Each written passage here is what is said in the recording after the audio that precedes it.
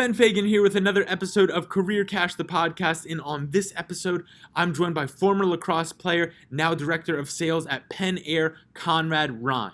PennAir is a family business that's been in the Rhein family for 3 generations, and Conrad and I talk about what life is like transitioning from college into the family business and how he's growing within the company. It's an awesome conversation filled with a lot of lessons. You're not going to want to miss it. Let's get to it.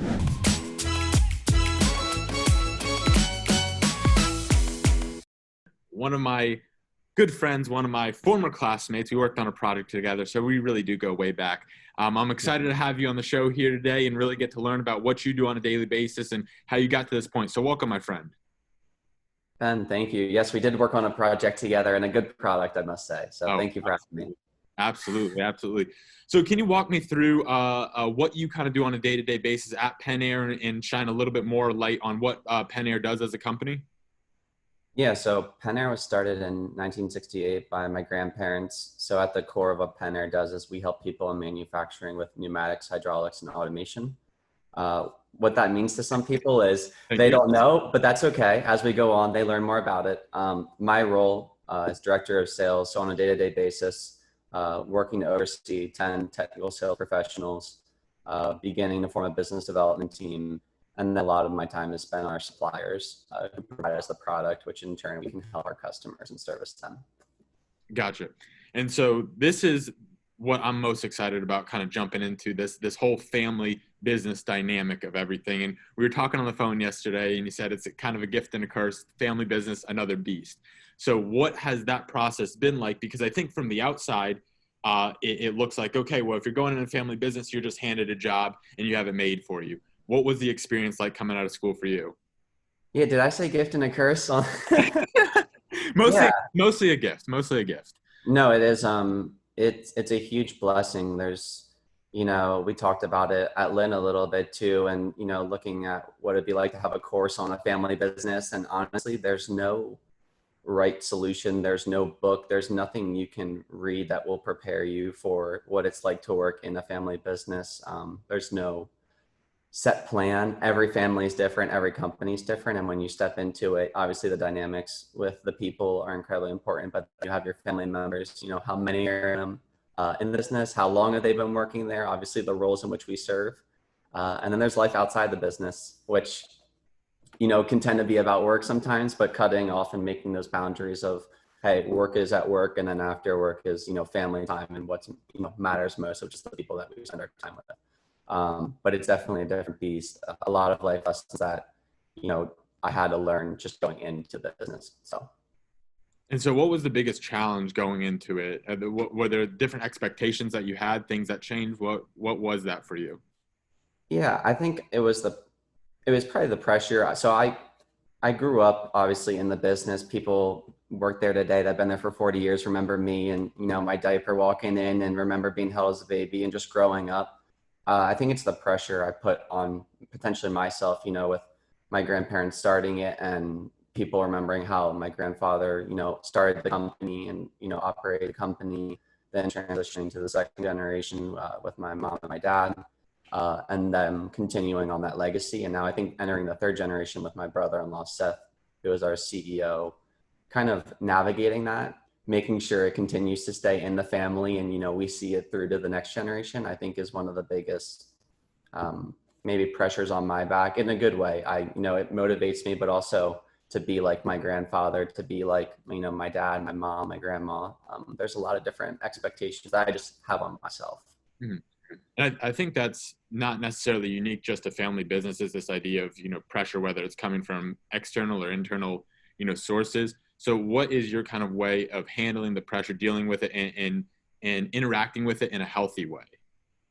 Yeah, it's interesting. So being younger in a business where it's we're very fortunate, a lot of seasoned people that come and they stay their whole life, they work their way throughout the business. So the people I'm working with on a daily basis is, the sales team, 10 of them, and they range from 7 years in the company to 45. And the way I try to handle it is I'm not there to tell them what to do on a daily basis, but they're really there, to help guide me in what the next generation is going to look like as we form that together. But they're teaching me life lessons every day. Here's what, they remember what my grandfather did, here's what your dad did and here's what you're doing. But it's about being my own person in the role, making it my own, but also carrying on the legacy and the roots and the morals of what my family built before me. And that's an interesting kind of point that you bring up, is because the family part of it is such an integral piece of the business. How do you go about balancing, like you personally, how do you go about balancing, like you said, making something your own, but also carrying on the family legacy? Yeah, there's a couple of things and a couple of sayings that everyone likes to remember about my grandfather. And one is he always used to say that he would leave the bottle full for others. And that sentence is really just interesting, because it's always about putting something forward and something bigger than yourself. So, you take a sip of water, you take a bottle of water, but always remember to put one back for someone else. So that's kind of one thing that always sticks with me about my grandfather. My dad's got a lot of different sayings that he still says today, but it's really just about them never once putting pressure on me to be something that I wasn't, but allowing me, to go to school and obviously go throughout high school, not being, do so much in the business, go to college, obviously enjoy my time at Lynn, not being too submerged in the business. And then when I was ready and the time was right, getting me into the business. So I didn't feel that level of pressure, from any of my family members to join by any means. So you were open to go pursue whatever career that you wanted to pursue, and this was just what you decided you wanted to do? I think deep down, I knew I always wanted to be in the family business. I did, obviously went to high school. And then when I got to Lynn, wanted to create my own journey, my own destiny, obviously playing lacrosse, taking on new internships. But I basically did an internship at PennAir in some different capacity, every year. And then my senior year, obviously working alongside Jerry in the social impact lab at Lynn was kind of that differentiator, something different, not PennAir. And then once I graduated, I took some time off and then got back into the business. But deep down, I knew I always wanted to carry on that legacy and that drive that my grandparents built and my parents, because it meant so much to me, to be built up in that way. So here's something interesting. Talking on the doing internships within your family company, especially at various schools and colleges. Internships might be a requirement to graduate, in many instances. And I think, again, coming from external, I'm not working in a family business, so I don't know, but it looks like on the surface, oh well, it's easy to just go get an internship there and just check the credit off. How do you go into a family business for an internship, where you're doing it for academic credit, but also to gain experience? And how do you take advantage of that in a full, genuine way so you get the most out of it, just like you would do at any other company that's not run by your family? Yeah, man, these are good questions.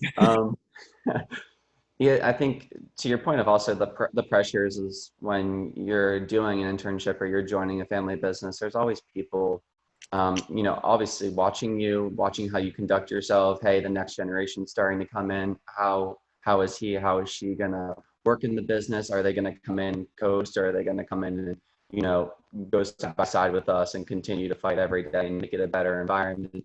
And continue to help our customers and do what we do best. I went in with the mindset of I was just going to learn as much as I could, as a blank sheet of paper. I went in not like I had worked in the family, but also just going in like I knew nothing about PennAir and just starting from scratch. So from working in the back to shipping and receiving, to then working in the customer service and to the sales side, accounting. And then I spent the summer 3 months in Japan working with one of our suppliers to really understand the whole supply chain and sales process. I think gave me a better perspective before entering the business full time. Was that difficult to do, to go into it like and really buying into that I'm a blank slate, blank sheet of paper, and trying to be that sponge? Because it's easy to say, tougher to do, I imagine. What was it like for you?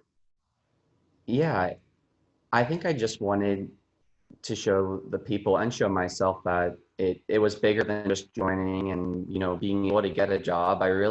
To me, it's all about people, and it's about the impact that we make on others. And I knew I wanted to be fulfilled in the work that I was going to be doing post college.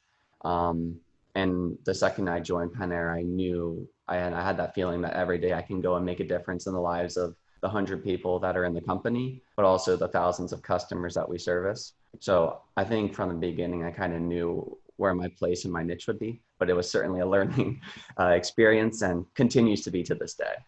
No, that's awesome, and it's great to be in an environment that you can continue to learn. and grow with that. Now, do you manage on your team? You're saying they've been anywhere from like 7 years to 40 years. So you're managing older people, people that are older than you in a variety of ranges? Yes. So all 10 would be older than me. Yeah. Okay, there it is. All Yeah. 10 older than you. What is Yeah. that like? Because I think that is a very unique circumstance where you're coming in as a manager and you're younger by several years than the rest of your team. Yeah, I try to relate it to my time at Lynn, potentially on the lacrosse field where, joining with Coach Kingsbury, he gave me the tools to be a leader from day one as a freshman. Not that I was the captain, but a leader in my class, a leader on the team, in a community, in the classrooms. So I've been kind of trying, to embody that kind of spirit. Obviously, no, I'm younger. I always tell people I really don't know much, but I'm surrounded by the best people who I know can help me get through it. But to your point, I was young coming to Lynn on the lacrosse team, but found my way thanks to Coach Kingsbury to be a leader. So every day when I come in, I try to do that same thing. But it's about humbling yourself, obviously knowing that you don't know everything, but there's people that are surrounding you that can get you there, and they have the history, the life lessons, the times with my grandfather, the times with my father, that they can say, here's what they would have done. And now it's your turn to make your path and decide what you should be doing. So I try to lean back on my time at college, but obviously, senior year, being a captain on the lacrosse team, I was older, and now I feel like a freshman, joining the business world and trying to take on that leadership role, which is once again the highs and the lows and the blessings of the curse of the family business. There's just so many beautiful and crazy things about it. So can you dive a little bit deeper into this idea of humbling yourself and understanding that, yes, I am in a position to lead, but it is also okay for me to ask for help? Because I think in a lot of scenarios, people, when they enter a position of leadership, feel like they can no longer ask for help. And that's the furthest thing from the truth. So what is that like for you? How do you go about humbling yourself in that way? Man, these are always good questions. Did you ask Rigo these questions too? No, I let him skate. He got away easy. Yeah, no, it's so relating back to Lynn and my time at Lynn, my role on the lacrosse team wasn't always, I was not the best player by any means. I was always the player that was just steady and, performed and did the little things. And I think I try to take that into my behaviors in the business world, because it's not about trying to do more than what I'm capable of, but the little things that will add up over time to help me be the leader that I need to be for the next generation, for the people, and then obviously for the family. But knowing that I don't need to be something that I'm not. And I think I learned that during my time at Lynn with the beauty of sports, right? You come in from high school where you tend to be a better player in your high school, but then you get to the college level and you've really got to take that step back, say, hey, I need to work on my game because I'm not the best anymore and I'm not the highest level that I was, but I need to get there again. And so I try to take that same mindset and behavior into that business world where, hey, you're just entering, you don't need to be the all-star, you just need to be you and help others around you. No, I love that. And that's what you can build on, because if you try to build your foundation upon something that isn't you, it can only go so high and it's going to be, faulty. But if you're building it on who you are, that's something that you can actually scale and grow with. So I think that's really, really incredible. Now, here's a tough question. This will be the toughest one yet. You said your grandfather had some sayings, your father had some sayings. Do you have any sayings? Yeah, I don't know if I have sayings. Coach Kingsbury had one word that he always used on the lacrosse team, and that was, his slogan was, "Who's got the grit?" Mm-hmm. And in a time with COVID and the way the business started in 1968 to the way the business grew through, 70s, 80s, 90s, and then early 2000s, my father begins to take over in that sales leadership role. Business has changed. The way we get to our customers is different. The way we have to service, them is different. Our supplier relationships, everything's completely different. New ERP systems, good and bad, all the blessings in between. Mine is always, and I've tried to embody, who's got the grit, who's willing to put in the work, who's willing to be different in a time where, our customers, people can buy anything from anyone today, but the reason they choose to work with with PennAir because they feel that we take care of them, and they feel special when they work with us because they know we're gonna, and we use it literally kick ass for them, right? They know we're gonna do all we can to help them. So my word to our sales team is always, who's got the grit? Who's willing to have the best sales month? Like Coach Kingsbury, who's willing to have the best game? Who's going to get the last ground ball? It's those little behaviors. So mine would be probably something around the word grit. I don't really know what the word even means. I just like it. So it's still a work in process. You're developing. You got plenty of time, but we'll circle back for another episode. You know, we'll put you out, schedule you out for the future, and that one will be all about your saying. So sound like they're not as good. They're not as good as my grandpa and my father. That's for sure. My mom's got some good ones too, but we're still working on mine.